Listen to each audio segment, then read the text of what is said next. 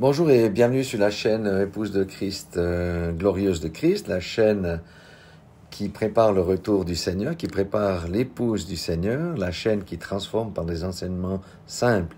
Si vous aimez ces enseignements, partagez-les autour de vous et ne les gardez pas pour vous, ne vous en privez pas. J'ai commencé une série là sur les 3 diamants. Nous avons trois diamants qui constituent notre vie. Le premier, c'est le diamant de la foi, qui est la fondation de notre vie. Sans la foi, on ne peut rien bâtir. Ce deuxième diamant que nous allons aujourd'hui, c'est l'espérance, c'est comment on construit notre vie. Et le troisième diamant que nous allons voir demain, c'est le diamant de l'amour, ça veut dire notre couronne ou la coiffe de notre maison. Alors, il faut savoir que l'espérance est citée 99 fois dans la Bible, 99 fois pour les Français, dont 54 dans le Nouveau Testament, donc ce qui est important. Parmi ces 54, le poids est mis sur le salut avec 11 citations, la résurrection avec 9, en Christ ou en Dieu, l'espérance en Christ ou en Dieu 8, les promesses 8 et la gloire 7. C'est 5 ou c'est 1, 2, 3, c'est 4, ces 5 catégories représentent 83,5% de toutes les citations. Donc c'est important. Alors, quelle est la définition biblique de l'espérance? La définition biblique de l'espérance, c'est une attente confiante. Amen. On espère quelque chose dans la confiance. C'est ça l'espérance. Et l'espérance est la ferme assurance des choses encore invisibles et inconnues. Parce que les choses qui sont déjà réalisées, on ne peut plus les espérer. Alors, nous devons savoir qu'une vie sans espérance n'a pas de sens. Du reste, les suicides proviennent très souvent parce qu'il n'y a pas d'espérance. En Suisse, vous savez, comme avec la Suède, nous avons le triste record du taux le plus haut des suicides parmi les enfants, les adolescents, et aussi de nombreuses personnes âgées qui se jettent sous les trains ou qui se suicident parce qu'ils n'ont plus d'espoir. Mais ça ne sera pas notre cas. Alors, juste rappeler que foi et espérance marchent de pair, c'est comme des jumeaux. Hébreux 11.1 dit que, or, la foi est une ferme assurance des choses qu'on espère. Vous voyez, l'espérance est dedans. Une démonstration de celles qu'on ne voit pas. Alors, la foi, si je peux faire une image, c'est la voiture et le moteur. D'accord? Sans laquelle on ne peut pas se déplacer. Mais l'espérance, c'est l'essence qui fait marcher la voiture. L'un ne va pas sans l'autre. On ne peut pas avoir d'espérance sans foi et on ne peut pas avoir de foi sans espérance. Parce qu'une foi sans espérance, c'est comme une foi sans les œuvres, elle est morte. Une foi sans espérance, elle est morte. C'est comme si je possède une voiture, je la mets dans une grange ou dans un abri et que je la laisse là sans l'utiliser. Eh bien, avec le temps, qu'est-ce qui va se passer? Elle va dépérir et elle va perdre de sa valeur et finalement, elle ne pourra plus fonctionner parce que c'est lorsqu'elle fonctionne que elle peut se maintenir en bon état. Alors, en quoi pouvons-nous espérer? La première espérance que nous avons, nous les chrétiens, c'est l'espérance du salut. Mais c'est l'espérance du salut. Romains 8, 24 dit ceci, car c'est en espérance que nous sommes sauvés. En espérance, il faut bien comprendre ça. Or, l'espérance qu'on voit n'est plus espérance. Ce qu'on voit, peut-on l'espérer encore? Ça veut dire qu'aujourd'hui, nous voyons les fruits du salut dans nos vies, de celui qui est réellement né de nouveau, qui appartient à Christ. Pourquoi? Parce que les transformations intérieures se manifestent à l'extérieur.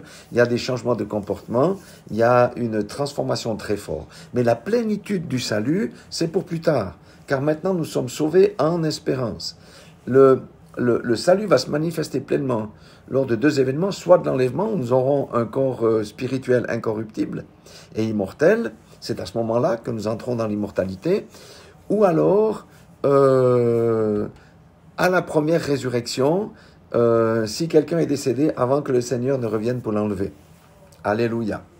Donc, première espérance, c'est le salut. Alléluia. Deuxième espérance, c'est la résurrection. Alléluia. Acte 2, 26 nous dit, aussi mon cœur est dans la joie. C'est David qui parle, et ma langue dans l'allégresse. Et il parle de sa mort. Et même ma chair reposera avec espérance. Pourquoi il dit ça? Parce qu'il sait que pour un temps, il sera dans le tombeau, mais qu'à un moment donné, il va sortir du tombeau. Parce qu'au verset 27, il dit, et ça c'était prophétique pour Christ aussi, parce que Christ a été dans le tombeau pendant 3 jours, faut pas l'oublier, car tu n'abandonneras pas mon âme au séjour des morts, et tu ne permettras pas que ton sein voie la corruption. Alléluia. Donc, il y avait cette espérance, et la résurrection de Christ, eh bien, nous donne l'espoir que si lui il est ressuscité, nous serons ressuscités avec lui. Acte 24, 15 dit aussi, et ayant en Dieu cette espérance, comme ils l'ont eux-mêmes, qu'il y aura une résurrection des justes et des injustes. Tout le monde va ressusciter. les justes pour la vie éternelle et les injustes pour être jetés dans le lac de feu. 1 Thessaloniciens 4,13 nous donne aussi une grande assurance pour ceux qui sont décédés en Christ et par rapport à notre propre départ aussi. Il dit, nous ne voulons pas, frères, que vous soyez dans l'ignorance au sujet de ceux qui dorment, afin que vous ne vous affligiez pas comme les autres qui n'ont pas d'espérance. Ceux qui n'ont pas d'espérance en Christ, bien sûr qu'un décès, c'est toujours quelque chose de tragique parce qu'il n'y a plus d'espoir. Mais nous ne sommes pas de cela parce que nous avons l'espoir de la résurrection. Certes, le départ de quelqu'un qui nous est cher, ça fait du mal à notre chair, mais nous avons l'espérance et nous avons la foi que nous allons le ou la revoir dans la vie éternelle. Car si nous croyons que Jésus est mort et qu'il est ressuscité, nous croyons aussi que Dieu ramènera par Jésus avec lui tous ceux qui sont morts. La résurrection, aujourd'hui, on ne parle plus assez de la résurrection, on ne parle plus assez du message de la croix. Or, le message de la croix doit être prêché. Il n'y a pas de salut sans la croix.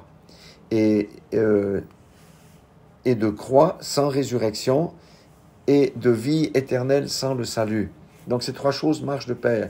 Le salut, la résurrection, la vie éternelle. Nous devons revenir au message de la croix et parler aussi de la mort et de la résurrection. Parce que sans la résurrection, tout notre christianisme ne vaut plus rien du tout. Or, le diable a réussi à nous faire laisser ça de côté maintenant pendant pas mal d'années parce qu'on se concentre sur la grâce, les choses d'ici-bas et toutes ces choses. Mais c'est pas ça le véritable évangile. Le véritable évangile, c'est le message de la croix, point. Alléluia. Tout le reste, c'est des superflus, c'est des choses qui s'ajoutent, qui sont importantes certes, mais sans la croix, tout est vain dans la Bible. Alors, en quoi pouvons-nous aussi espérer? Nous avons vu que nous espérions au salut, nous espérions à la résurrection, mais nous espérons aussi à recevoir l'héritage des saints. Quel est l'héritage des saints? C'est la vie éternelle. Tite 3,7 dit « Afin que, justifiés par sa grâce, nous devenions en espérance héritiers de la vie éternelle. » Nous ne sommes pas encore héritiers de la vie éternelle, puisque nous vivons encore dans ce corps. Nous sommes héritiers de la vie éternelle lorsque nous serons manifestés. Alléluia, ça veut dire après notre mort, après l'enlèvement ou la première résurrection. Jean 3,16 le dit du reste, car Dieu a tant aimé le monde qu'il a donné son Fils unique afin que quiconque croit en lui ait la vie éternelle et ne périsse point. Ça veut dire ne sera pas jeté dans les temps de feu. Donc nous espérons en l'héritage de la vie éternelle. Maintenant, il y a une chose qu'on doit aussi espérer. Beaucoup de gens espèrent sur les biens matériels, sur la carrière, mais c'est pas ça le fond. Le fond, aujourd'hui, c'est nous espérons au retour de Christ. Pourquoi? Parce que ceci va nous inciter véritablement à marcher dans la sanctification selon le modèle biblique et non selon le train de ce monde, à rechercher les choses d'en haut et non les choses d'en bas de cette terre. 1 Pierre 1,13 dit, c'est pourquoi saignez vos reins de votre entendement, soyez sobres et ayez une entière espérance dans la grâce qui vous sera apportée lorsque Jésus apparaîtra dans le monde. Alléluia. Nous savons que Jésus va revenir. Alléluia. Nous avons cette espérance-là qui nous fortifie parce que nous voyons que ce monde est en train de crouler, de s'écrouler et nous ne voulons même plus rester dans ce monde pourri, corrompu. C'est pourquoi nous espérons au retour de Christ, alléluia, qui viendra tout d'abord enlever les siens avant de juger le monde et de répandre la colère de Dieu sur le monde.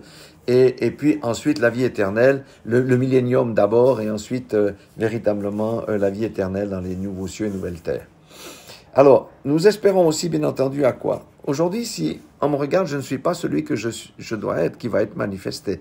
Parce que j'ai encore un corps de chair, je vis dans la chair, j'ai des luttes entre ma chair et mon esprit, mais le Seigneur nous a dit qu'il nous a créés à son image. Alors donc, nous espérons aussi notre transformation finale à son image.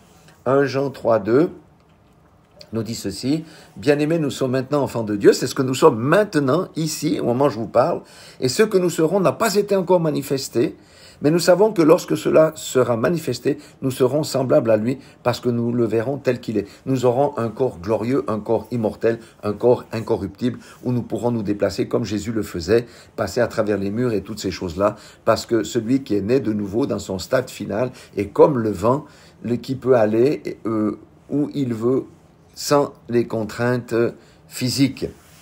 Voyez, d'ailleurs, c'est Jean 3,8, là, le verset que je cite.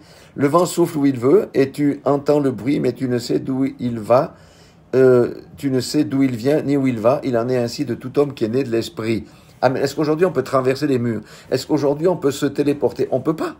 Ça, c'est ce que nous serons manifestés. Aujourd'hui, nous avons l'espérance du salut, l'espérance de la transformation. Ces choses-là doivent nous nourrir. Alléluia. Parce que notre condition humaine n'est guère enviable. Et nous avons un grand avantage sur tous les autres, c'est que nous possessons Christ à l'intérieur de nous. Nous avons le Saint-Esprit. Mais nous sommes encore limités par notre corps de chair. Ça, c'est notre réalité. Nous espérons aussi la rédemption de la nature, de toute la création. Romains 8, 19 dit, aussi la création attend-elle avec un ardent désir la révélation des fils de Dieu, ce que je viens de mentionner tout à l'heure. Car la création a été soumise à la vanité, et non de son gré, mais à cause de celui qui l'y a soumis, c'est Satan. Si vous regardez la création, les arbres souffrent, sécheresse, les mers souffrent, pollution, l'air est pollué, les arbres souffrent à cause des différentes maladies et de toutes ces choses. Les animaux souffrent aussi, faut pas croire. Donc, elle doit être affranchie de la servitude, de la corruption pour avoir part à la liberté et la gloire des enfants de Dieu. Nous croyons à cela. Ésaïe, chapitre 6, versets 6 et 7 jusqu'à 9, nous décrit qu'est-ce que ça sera. Une création qui a été affranchie. Et il dit, le loup habitera avec l'agneau. C'est pas merveilleux ça? Aujourd'hui en Suisse, on ne sait pas comment se débarrasser du loup. Le loup mange les moutons et commence à tuer les veaux, etc. Et la panthère se couchera avec le chevreau. Le veau, le lionceau et le bœuf qu'on engraisse seront ensemble. Et un petit enfant les conduira. La vache et l'ours auront un même pâturage. Leur petit un même gîte. Et le lion comme le bœuf mangera la paille. Le nourrisson s'ébattra dans l'âne de la vipère, et l'enfant sevré mettra sa main dans la caverne du basilic. Ça devrait être je ne sais pas si c'est un serpent ou en tout cas un animal très très dangereux. Il ne se fera ni tort ni dommage sur toute ma montagne sainte, car la terre sera remplie de la connaissance de l'Éternel, comme le fond de la mer par les eaux qui le couvrent. C'est pas merveilleux ça? Ça, c'est notre espérance. C'est pour ça que ça nous rend joyeux. C'est pour ça que ça nous donne de la force de traverser les épreuves de la vie. C'est pour ça que nous cessons les murmures de nous plaindre, parce qu'avec une telle espérance des choses glorieuses qui nous attendent, c'est juste fabuleux. Ça nous booste, ça nous donne des vitamines. Nous espérons aussi, bien entendu, de pouvoir récolter les fruits de notre travail, déjà sur cette terre, mais surtout dans la vie éternelle, parce qu'on sait qu'il y aura la récompense comme la parabole des mines et des talents. 1 Corinthiens 9, 10, deuxième partie dit, celui qui laboure doit labourer avec espérance. Espérance quoi? De récolter le fruit de son travail, et celui qui foule au grain d'y avoir part. Alléluia. Nous sommes tous ouvriers avec Christ, nous aurons tous des récompenses. Vous savez, quand on parle récompense, les gens pensent tout de suite à de l'argent. Mais il y a des meilleures récompenses que l'argent. La santé, c'est une meilleure récompense. La joie, c'est une meilleure récompense. La paix dans le foyer, c'est une meilleure récompense. La santé, c'est une meilleure récompense que l'argent. Alléluia. Et le Seigneur a dit de toutes les façons qu'il pourvoirait à tous nos besoins. Pourquoi est-ce qu'on s'excite? Alléluia.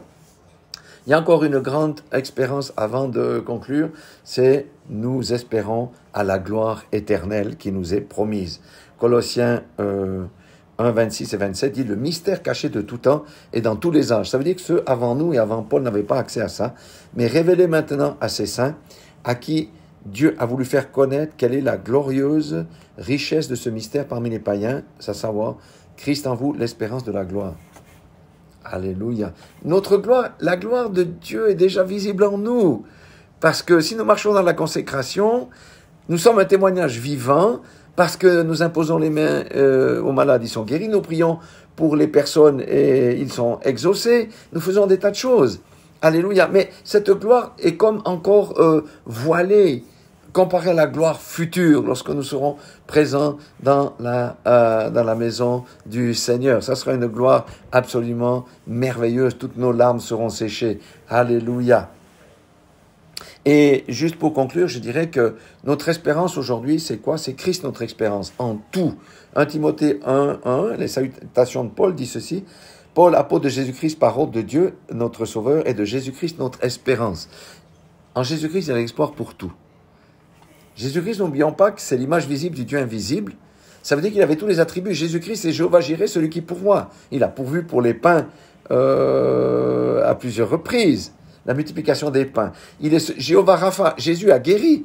Alléluia. Il est Jéhovah Sabaoth, celui qui combat. Il a combattu le royaume des ténèbres. Il a été vainqueur. Il est Jéhovah Tzidkenu, notre justice. Alléluia. Il est tout ça. Il est notre espérance. Pourquoi l'espérance est tellement importante? J'ai dit que c'est le diamant qui construit notre maison. Vous avez vu ces différentes facettes?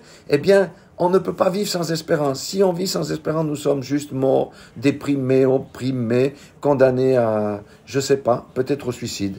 Mais avec l'espoir de toutes les choses qu'on a vues, l'espoir du salut, l'espoir de la résurrection, l'espoir de la vie éternelle, l'espoir du retour de Christ, l'espoir de notre transformation à son image, l'espoir de la rédemption de toute la création, l'espoir de récolter déjà dans cette vie les fruits de notre travail dans la vie éternelle, l'espoir de la gloire. J'ai oublié l'espoir de la vie éternelle, bien entendu.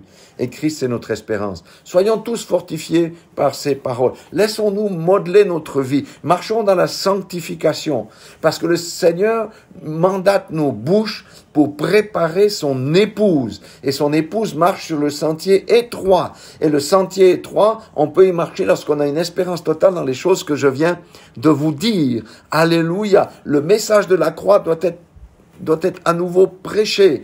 Il y a eu mort, il y a eu résurrection, il y a eu salut, vie éternelle et toutes ces choses que je viens de vous dire. Ce sont des choses qu'on doit remettre au goût du jour et qu'on doit partager autour de nous. Si vous avez été bénis, partagez cette vidéo. Dans tous les cas, moi j'ai l'espoir de vous revoir bientôt, ça veut dire demain, parce qu'il y aura cette dernière, en tous les cas,